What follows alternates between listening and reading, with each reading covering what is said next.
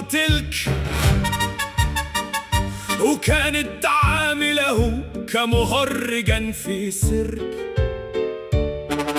وكان ذاك يرضي تلك،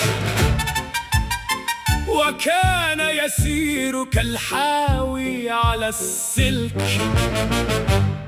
ولما اكتشف أنها لا تستحق أراد أن يفك، لكن ذاك ما استطاع الفكاك، وظل تحت رحمة تلك.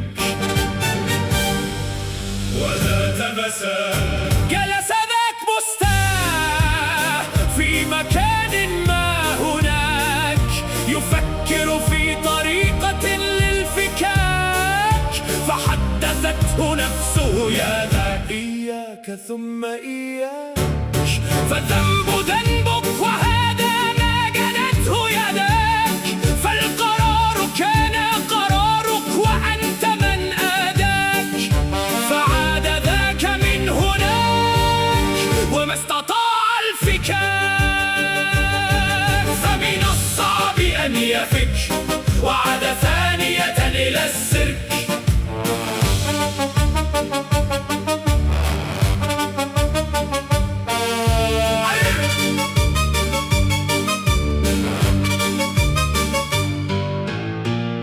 عرفتم مين يبقى ذاك، وعرفتم مين تبقى تلك، وعرفتم ايه هو السيرك.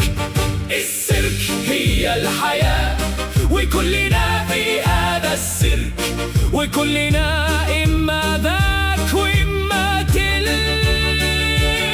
لكن كلنا لازم نتعلم من حكاية ذاك اللي كان بيحب تلك، وكانت بتعامله زي المهرج في السيرك.